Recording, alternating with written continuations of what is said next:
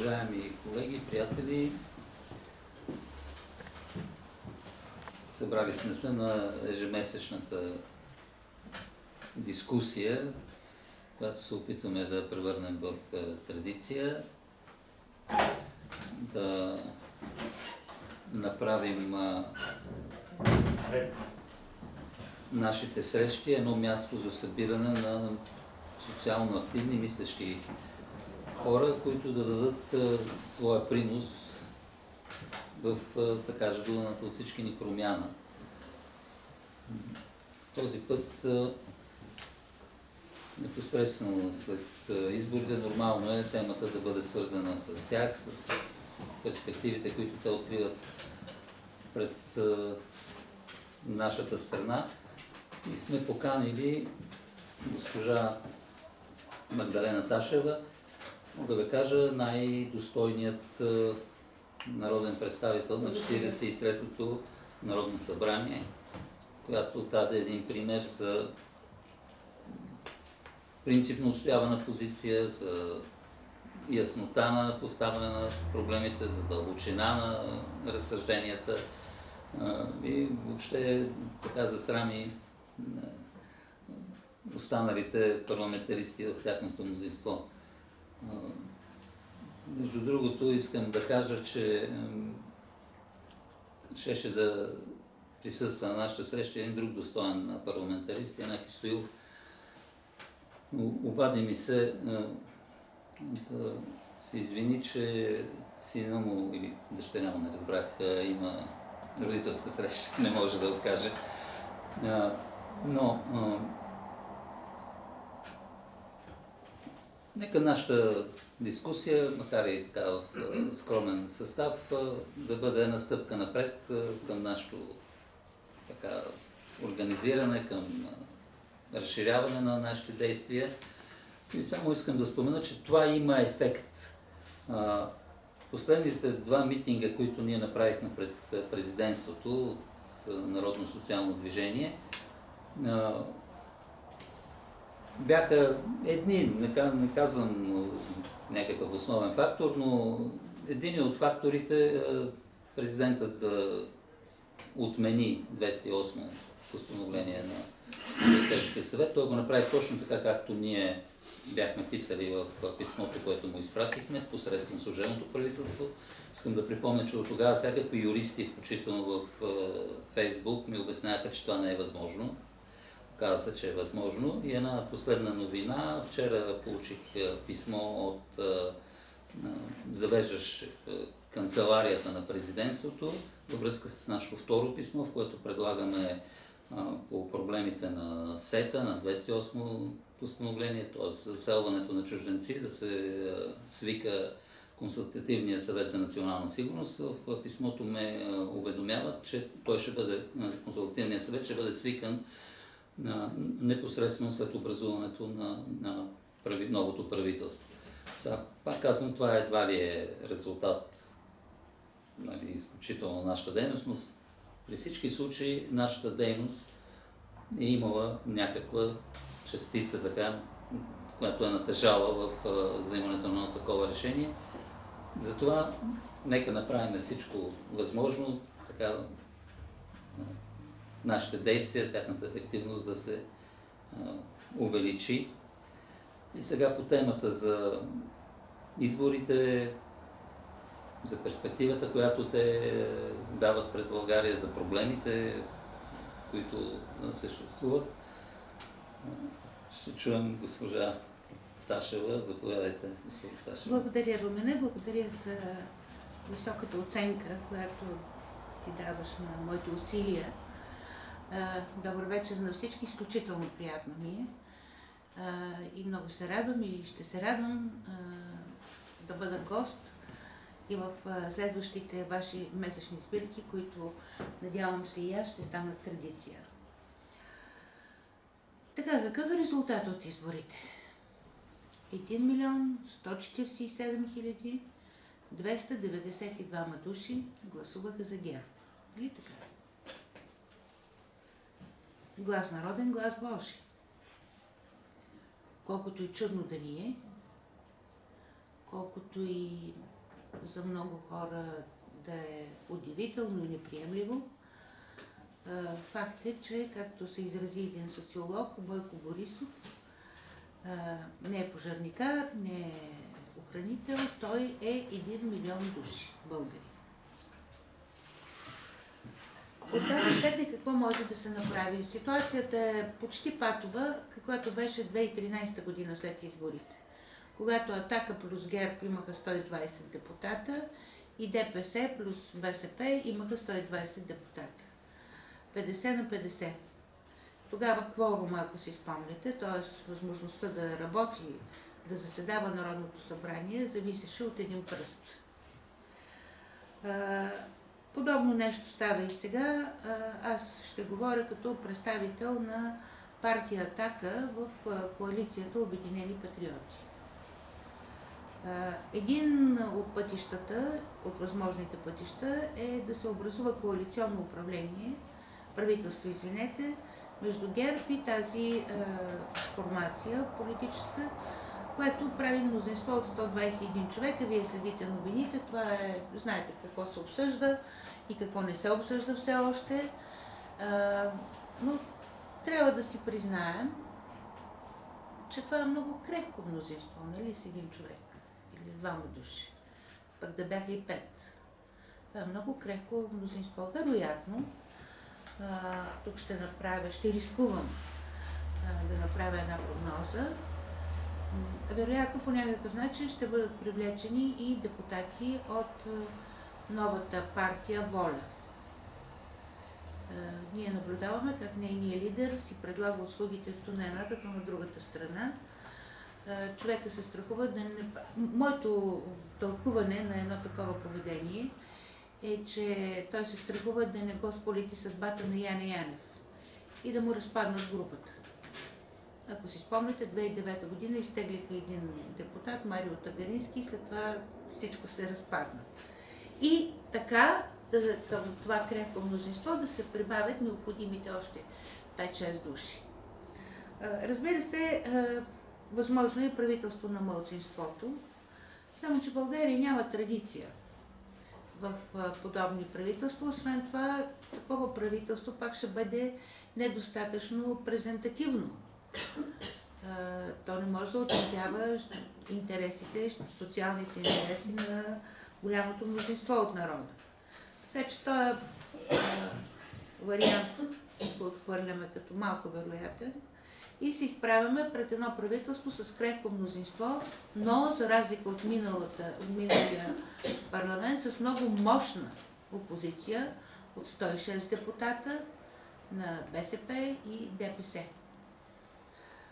Можем да очакваме и аз се надявам, пак ще кажа като представител на партия Атака в тая коалиция, че дясната неолиберална вакханалия най-после ще спре или ще почне да затихва най-малкото, че силният човек в България е осъзнал това, че от това зависи и неговото политическо бъдеще.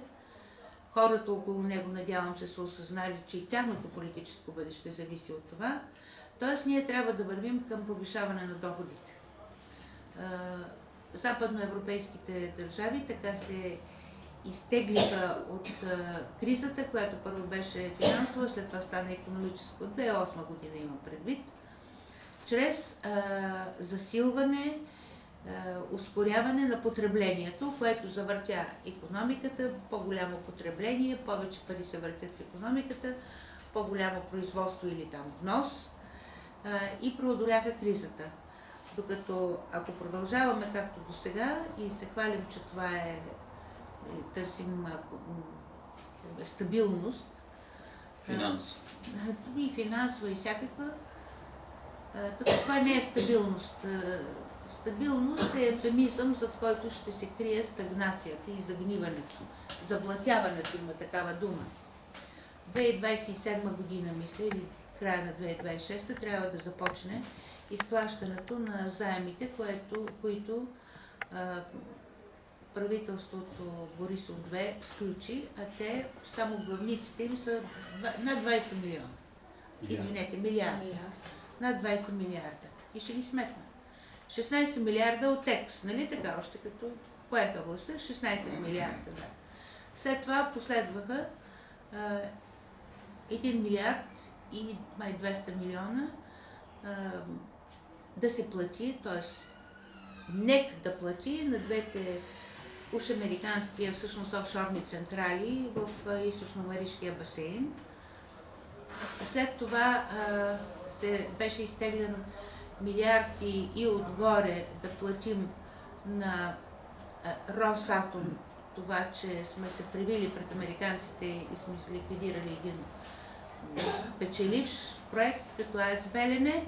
Станаха 16,3-19, и 2 милиарда за саниране, даже те са 2 милиарда и 240 милиона. Значи стават 21 и отгоре милиарда. Представете си какво означава да започне изплащането на тая колосална сума в един период, когато европейски помощи вече няма да има, еврофондове няма да има, те свършват 2020 година, а България няма и икономика. Значи нашите деца и внуци, моята внучка тогава ще бъде на колко? След 10 години, 23-4 годишна, и тя ще живее по-бедно дори от мен. Това е перспективата. Следователно трябва да са необходими са спешни мерки в икономиката. Дали те ще ги предприемат, тази двойна коалиция Обединени патриоти и ГЕРБ, предстои да видим. Аз смятам, че следващата среща на тази тема би могла да бъде след като минат 100 дни. Там чуваме, че нещо скърца, нещо не върви, всички говорят с заобикалки, май няма пенсиите да станат 300 лева, както ние искахме. А Борисов обещаваше 650 и средна заплата е 1515 лева, нали, към края на мандата, но края на мандата е след 4 години. Значи, ако сега средната заплата е 900 лева, тя всяка година трябва да се качва с по 150 лева някъде там, за да стане. Очевидно това бяха предизборни лъжи. Никой не си е мислил, че той сериозно го мисли. Но ето колкото и да са очевидни, колкото и да са плитки, 1 милион и близо 200 хиляди души гласуваха за тях. Няма какво да направим. Друга е опасността обаче голямата. Това с икономиката от една страна. Намеренията на Борисов,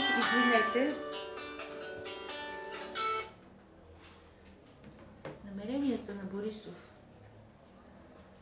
да въвежда в закон, да облича в закон тъй наречения референдум на Славия са истинската заплаха за българската държавност. След такъв един закон, ако патриотите, БСП, пък ако щете и Воля и ДПС позволят, след това вече няма да има българска държавност и във всички случаи няма да има българска демокрация. Защото той какво предлага? Тоест, оправдавайки се уж, че народа поискал това, той, сега ще си прочета неговите обещания, за да съм точна. Така, на 9 ноември той каза, а сега го повтори и февруари и март месец го повтори, че този референдум ще бъде първото нещо, с което ще се заеме неговото правителство. И той ще въплати в закон не само 3 въпроса на този учен долски шоумен, ами всичките 6. Извинете, 3 от тези въпроси бяха обявени за противоконституционни. Не може обикновено Народно събрание да намали броя на депутатите на 120, които да бъдат избирани по мажоритарната система с абсолютно мнозинство в 2 тура, после ще се спра на тия елементи. Той ще се образува една клика около министър-председателя, а не Народно събрание, нещо като Държавен съвет. Не може такива въпроси да се решават от обикновено Народно събрание. Те са от компетенциите на Велико народно събрание. Така се аргументира Конституционния съд. Самия Борисов каза на 9 ноември, че едно от тези предложения за 1 лев субсидия на партиите ще доведе олигархията пряко в управлението на страната. Така. От днес нататък партия ГЕРБ ще работи субсидията да бъде 1 лев на глас, а накрая каза, че въобще няма да има субсидия. Значи субсидиите на партиите не са от хубаво изобретени. И не са изобретения на България. Ние сме заимствали тук един западен модел. Значи, каквато и дейност да вършиш, политическа или обществена, вие знаете най-добре, трябва да има някакво финансиране, нали така? Ето, една листовка да разпространиш. Аз сега излизам от предизборна кампания и ми е прясно. Политиката е абсолютно вече у нас комерциализирана. На доброволчество може да разчиташ само до някъде. Ето партии като Атака. Иначе останалите партиите, които членуват бизнесмени, които се управляват от бизнесмени, там доброволци няма, там всичко се плаща. Наема се фирма, за да разнесе листовки, която или плакати. Тя изчислява работата си, услугата си на плакат на километър. И ако трябва да обхванеш един град като Пловдив, може би ще излезе по-евтино, така на 8000 лева. Но ако си от Пловдив област, какъвто е моят избирателен район, където километрите са безкрайни, нали? От върха на най-високата точка на Родопите, горе до Карлово, до подбалканските полета, става 20 000 лева. И има партии, които го плащат. Тоест, една листовка да разнесеш, ти трябва да платиш на някого, да речем твой приятел, дори да работи доброволно, да инвестира своя свободно време, да си купи бензин най-малко. Тогава откъде ще се вземат средства за финансиране на партии? Ами от сивата и да не кажа черната икономика.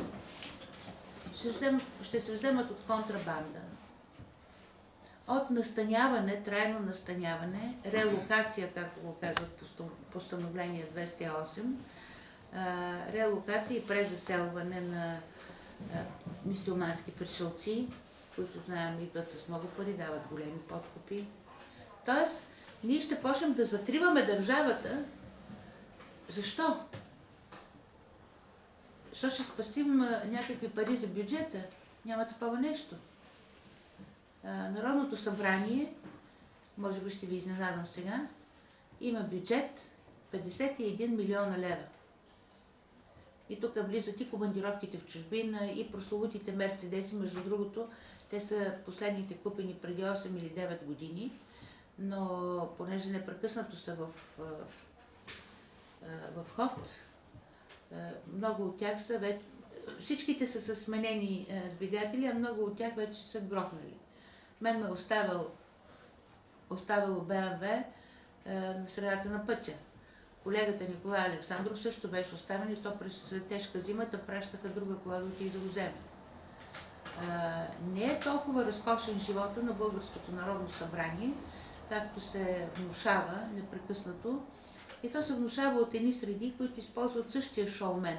Ние сме ги виждали да се изреждат на диванчето му там и да си правят пиара. Дали, особено в предизборна кампания. Да не забравяме, че той издигна Меглена Кунева за президент, ако си спомняте. Шоуто на Слави издигна Меглена Кунева за президент. 51 милиона е бюджета на Народното събрание. На изборите сега са гласували, сега ще ви кажа колко бяха, 3 милиона и 500 хиляди души май, някъде там. 3 милиона и 500-600 хиляди души. Да. 3 милиона 513 хиляди 419 българи. Това е брой на действителните гласове. Само те се признават за гласове всъщност. Ако умножим по 11 лева, излиза че субсидиите, които ще се получават, са 38 милиона 647 609 лева. Бели, чисти, кристални пари. Те се дават в Европа на партиите, за да може после да им се държи сметка какво харчат. Защото ако ги махнем тези субсидии, ние ще отприщим симбиозата между черния бизнес, организираната престъпност и властта. Сега тук някой ще каже, ама тя без друго от тази симбиоза има. Има, ама на места има и не е законна. Нали, стига да я докажеш, можеш да съдиш, можеш да прилагаш санкции. А тук това ще бъде узаконено. Всяка партия ще се стреми да развива икономическа дейност, за да оцелее. И пак сигурно ли е, че ще спестим примерно 30-40 милиона на бюджета, което за един бюджет е нищо, между другото. Между другото, Министерския съвет, цялата му структура, с десетките агенции, комисиите са над 100, с всичките бонуси и ДМЦ, допълнително материално стимулиране, което си раздават, техните разходи излизат от порядъка на 4 или 5 пъти повече от това, което струва Народното събрание. Годишно. Значи там имате по 300 милиона отиват за това. Но никой не гледа там. Не знам дали сте влизали в Министерския съвет. Това са едни безкрайно дълги коридори. Наистина тогава разбираш какво значи, какво имат предвид хората, когато кажат коридорите на властта. Един полумрак, пусто и глухо. Кънтят ти топчетата по мрамора. А в Народното събрание може да влезе всеки. Може да влезе психически увреден човек. Та един подпали една кола даже пред Народното събрание миналата година. Ти можеш българските депутати да ги замерваш с павета, да ги убиеш. Ние двама от нашите депутати в партия Атака, главите им бяха разбивани с павета и това е ноторен факт. Да хвърляш по тях, както се е случвало, ще ме извините, бутилки от бира пълни с урина. Ти можеш всякак да го тъпчеш българския депутат. Тази политика не беше случайна, тя се провежда от 27 години. Защото Народното събрание фактически е българската демокрация. Тя може да е всякаква, може да има слабости, може да има големи грехове, може да е корумпирана, не може да бъде обаче по-корумпирана, отколкото изпълнителната власт. Нито пък местната власт. Ние знаем някои кметове, снимано с хеликоптери и тронове, какви имения имат, нали? Така това беше станало известно, примерно Хасковския кмет. И пак не е сигурно, че нещо ще се спаси, ще се икономиса, ще се спести за държавния бюджет, защото онези олигарси, които ще могат да си платят да бъдат избрани в едномандатните райони, ето ги тук съм донесла картата, макар че е черно-бяла, не можах да я отпечатам на цветен принтер, Слави смята да сменя формата на управление на България. Той, разбира се, е само един буфосинхронист. Той е трансписия, някой друг стои зад него. В всеки един от тези 240 едномандатни избирателни района, повече от половината гласове на българите ще отиват в коша, или 49,9 цяло в най-добрия случай ще отиват в коша. Те няма да излъчват представителство, защото гласовете не се сумират на национално ниво. А този, който има 50% и 200, ще става депутат. С купуването на 15 на гласа, защото ще става дума за 100, ти можеш да станеш депутат. Очевидно това могат да направят само много богатите хора. Работодателите могат да го направят. Ще го направят и малцинствата. По тази схема около 30 000 души, 27-30 000 души трябва да има на депутат, т.е. на едномандатен избирателен район. Аз не знам колко живеят в Столипиново, защото в Столипиново много голяма част от жителите нямат лични документи и така нататък, но казват, че са над 120 хиляди. Оттам ще изникнат 4 депутата в българския парламент. От Турция този план предвижда 3 едномандатни избирателни района за Турция. Оттам ще дадат 3 депутати на Лютви Местан. За Кърджали не ми се мисли колко ще дадат от другите смесени райони. И те искат да ни убедят сега, че тази система е по-добра от сегашната. Че какво им пречи на тия 120, пак нека да бъдат и 240, мажоритарно избрани кандидати. Какво им пречи като влязат, тъй като по закон във всяка една европейска държава Народното събрание само си определя заплатите. С едно решение още от първия ден да си вдигнат заплатите. Ако са 120, например, ще кажат, извинете, ние сме 120, но ние вършим работа за 240. Значи трябва да имаме двойно и тройно. Какви са гаранциите, че няма да си повишат разходите? Нулеви са. И аз съм сигурна, че ще го направят. Защото след като бъде въведена тази система, в българския парламент няма да могат да влизат хора като мен, или като Румен, или като всеки от това, защото сега това е възможно. Ако сте на избираемо място в една листа, това е възможно. Тогава ще бъде абсолютно невъзможно. Дори в мечтите. Няма да могат малки партии да влизат, като Атака, като Патриотичен фронт, Воля. Вие кажете какви. Ще влязат 3 партии. Най-голямата ще бъде ГЕРБ, защото вие виждате какъв мощен корпоративен вод мобилизират те. Всички крупни и средни работодатели в България подкрепят ГЕРБ. Слушайте тук и 600 хиляди от държавната администрация, която е много раздута. Държавна и областна администрация има предвид. Това са хора, които знаят, че ако Бойко не е на власт, сега така им е внушено, те ще си загубят работата. Значи той тръгва някъде от 600 хиляди гласа нагоре. Ние се борим за всеки глас, за всяка душа. Обикаляме по читалища, по пенсионерски клубове, обясняваме плана Сидеров, как трябва да се повишат доходите и така нататък. А той тръгва от 6-700 хиляди гласа нагоре. Затова и Корнелия Нинова сега отчита, че е постигнала голям успех. Тя наистина постигна голям успех, връщайки отново броя на гласувалите до близо милион, мисля, над 900 хиляди са. Това наистина е успех при тази силна корпоративна подкрепа за партия ГЕРБ.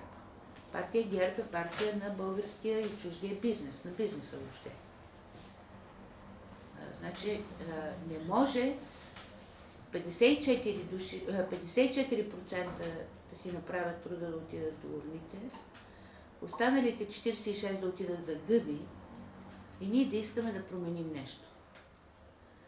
Става, много народи промениха съдбата си, с това просто уредие бюлетината, но вие виждате каква е избирателната активност в западните държави.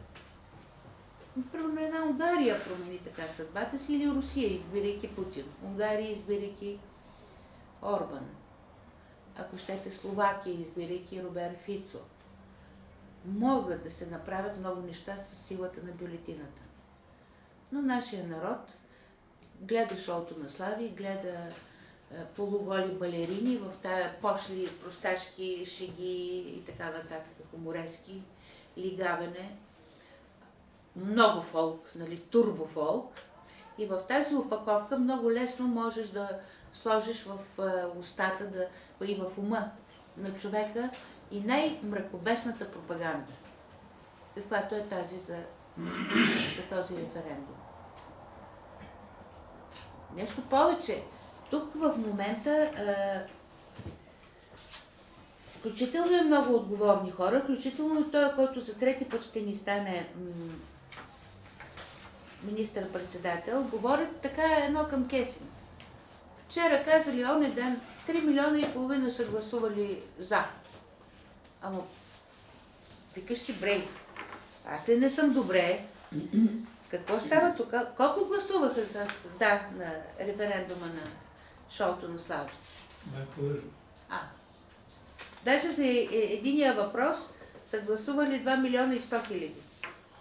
Извинете, но по общия избирателен списък всички българи, имащи право на глас, ето ги тук данните, са над 6 милиона. Нали? 6 милиона и 800 хиляди, защото ние броим и всички тези, които са напуснали България, но не са се отписали от регистрите като български граждани. Моля? И починалите, които са в регистр. Да, има и доста починали, но те не са много, не са повече от 1-2-3%. Да, факт е, че в системата на ГРАО, казват, има българи на по 120 години, 140 години, нали? Но все едно.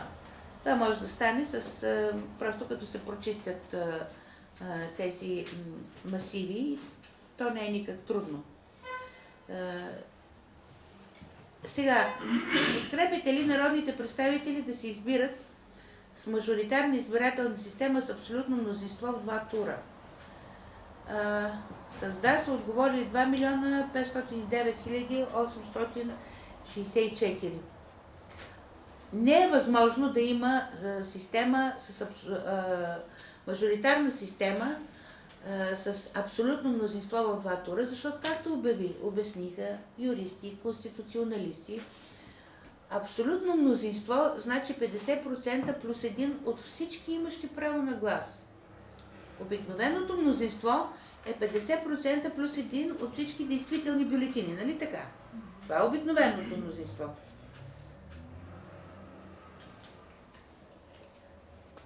А тук, добре, първия, значи, ето, в един едномандатен избирателен район имаш 30 000 избиратели, имащи право на глас. Той може да излъчи депутат, само ако за определен човек гласуват 15 001. Това е абсолютното мнозинство. Ами ако не отидат да гласуват, това блокира системата. Давам това като пример колко невежествени са били тези въпроси. Както и другия въпрос да направим нашите директори на окръжните дирекции на полицията шерифи, да бъдат избираеми. Това тотално ще не просто политизира, то ще партизира системата на МВР. Да не говорим за смесените райони. Където ще трябва да избираме турци. Да.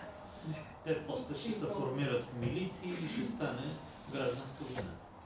Ама те, знаете ли, този пак чул някъде някой нещо да говори, или не знам, този, който стои зад него, имам предвид шоумена.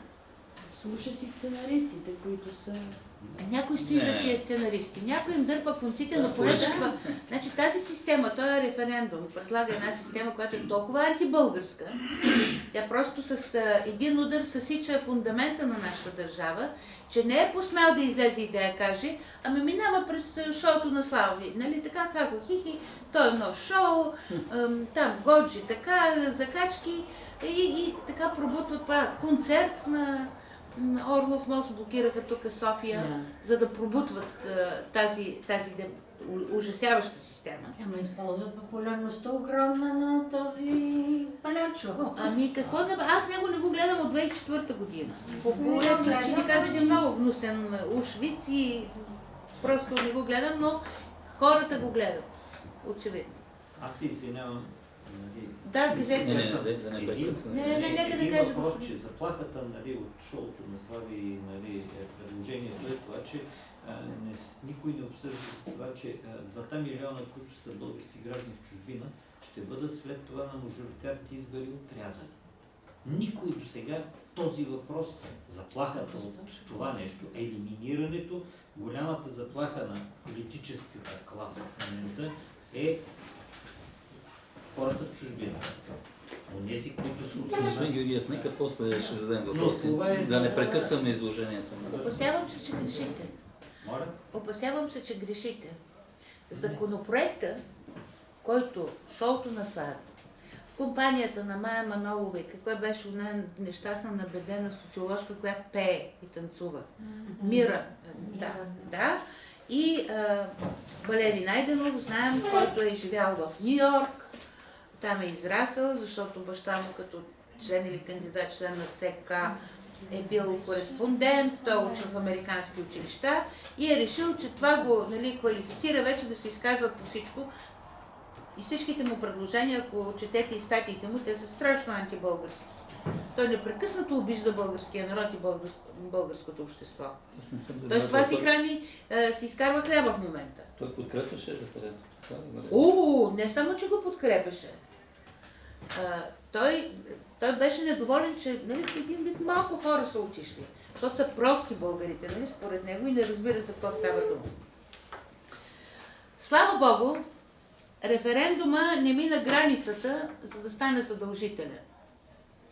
Но понеже Борисов разбира колко ще спечели от тая работа, защото това ще го увековечи, ще стане един много по-малък, но не по-малко опасен Ердоган. Имаме един Ердоган на югозапад, тук ще има едно малко Ердоганче, което ще бъде просто бетонирано във властта. Няма сваляне, освен с революция и кръв. Той казва така, някакви си 12 000 гласа не стигали. Затова ние ще приемам, че той е задължителен. Добре, ама ти имаш тук 2 милиона и 500 хиляди. Останалите 4 милиона са против тая система. Те или са гласували против, или изобщо са игнорирали този референдум. Следователно не може да им налагаш. Един глас да не стига, референдума не е задължителен, защото това е закон.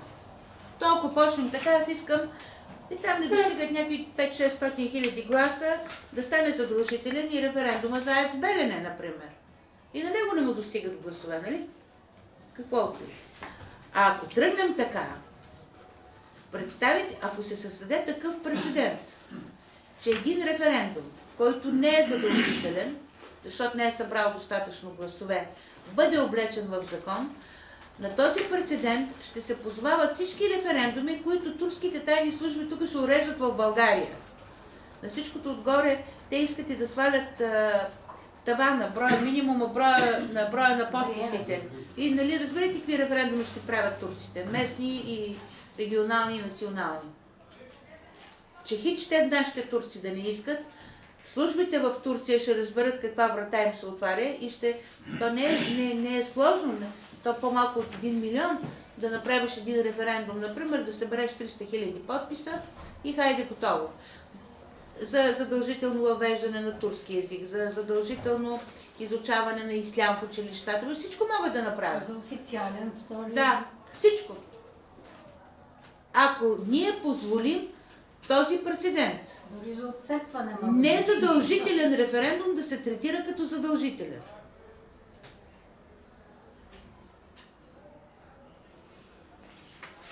И какво исках още да кажа? Да, за безумието шефовете на дирекции полицейски да се избират, да бъдат избираеми.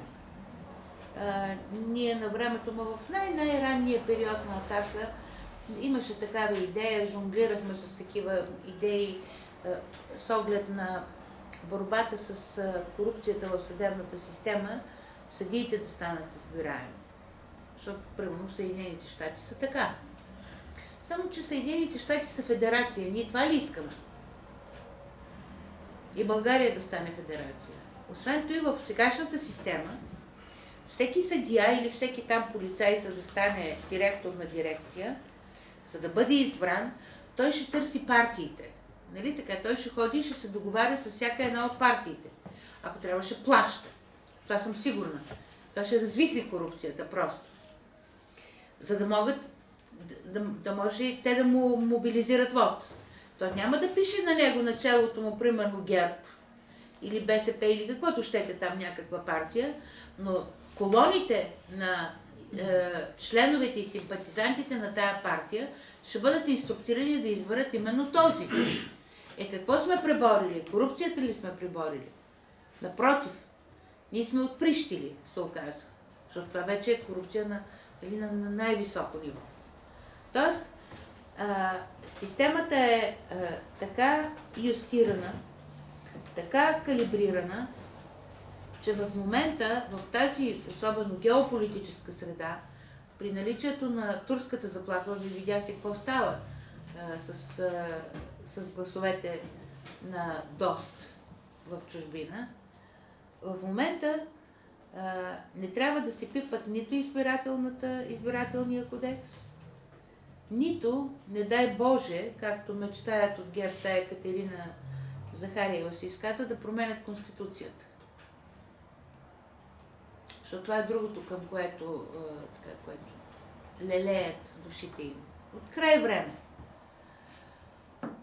Аз съм си намирала статии, писала съм, когато работих във вестник Пари и след това във вестник Монитор, между 2000-та и 2004-2005 съм писала срещу плановете на Отворено общество да променя Конституцията. Защото в Конституцията пише, че България е правова и социална държава. Те това не го понасят. В Конституцията пише, че България е република с парламентарно управление, в която автономни области не се допускат. И това не им харесва.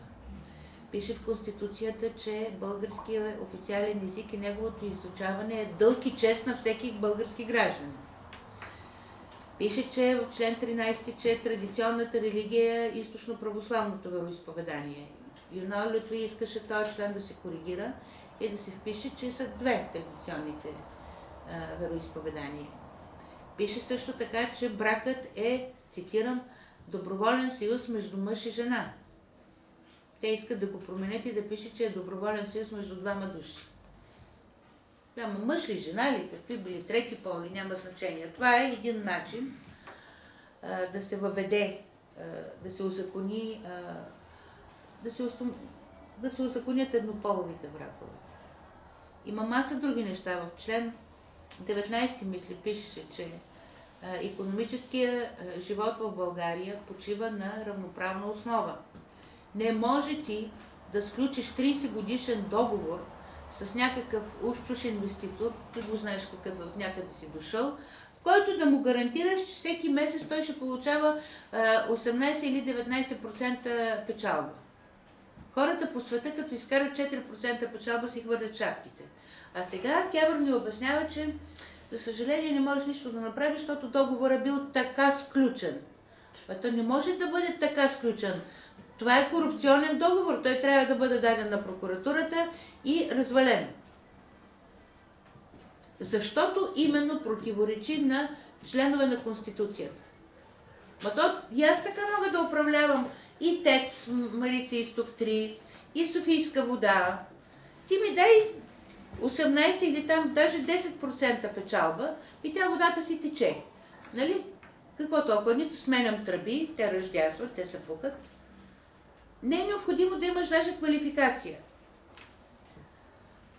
Тоест, надявам се, аз приключвам, няма да ви отекчавам повече, скъпи приятели, ще може да ми задавате въпроси. Аз се надявам, че с присъствието на патриотичните формации в следващото правителство, подобни апетити на определени кръгове ще бъдат обуздавани. Ще видим, не искам, нямам навика да приписвам намерения на хора, институции и така нататък. Делата говорят единствено, но ще трябва да изчакаме и да видим какво ще постигнат в тия преговори и там в първите 100 дни. То веднага ще се проличи. Това е, което имах да кажа. Ако имате въпроси. Благодаря на госпожа Ташева за така основното изложение. Особено беше интересно акцента, който се направи за референдума, тъй като и целените от него резултати за промяна на политическата система, тъй като това е много важно, много решаващо и трябва да кажа, че аз съм на 100% съгласен с нея в връзка целите, начинът, по който се опитват да ги постигнат. Целта е олигархизация на България. Пълна, без... Узаконена вече. Узаконена, Да. защото Легитимна. един прост пример, Франция при толкова мощна партия опозиционна като Националния фронт, тя няма депутат в Националното събрание. Те имат депутати в Европарламент. Представете ли, те са някъде над 30% имат одобрение, най-голямото одобрение като политическа партия, нямат представител. Ето това е към което... Или в Англия същото. Да, защото всъщност това да добавя само, Румен, ако ми позволиш. Първо е създадена мажоритарната система и тя е създадена, за да могат богатите, там, ако щете, аристократи и фабриканти, да се облекат в легитимна власт, тази мажоритарна система. Тя води началото си от Уестминстър, т.е. от британския парламент, от преди 300-400 години. Но понеже тя има големи пороци и половината от гласовете на народа отиват в коша и тези слоеве не са представени, за да бъде коригирана е измислена пропорционалната система. Това е естествената еволюция на Да. парламентаризма. Това е по-съвършената. А във Франция преди 20 и няколко години беше въведена тази мажоритарна система, за да спрат първо комунистите и след това Фронт Национал. И в момента се опитват да въведат в Австрия, именно за да спрат партията на свободата. И там борбата е точно тази, партията на свободата, като най-голяма партия. В момента тя се обявява против тази система. Но за съжаление, чрез едно шоу, чрез внушения, които очевидно се манипулират отзад, един опростял, огладнял народ може да бъде принуден всичко да направи. Аз тук искам да кажа, като и моя позиция във връзка с изборите и това, което предстои, аз съм от тези, които не гласуваха. И смятам, че сега, например, Обединени патриоти, пред тях предстои едно много голямо изпитание, което ще е така решаващо за бъдещето. В зависимост от това как ще тръгне това правителство, което евентуално ще бъде създадено, според мен ще е и бъдещето на тази формация. Много са така големи броженията в обществото. Много така има опити да бъде използвана тази политическа лабилност, неустойчивост.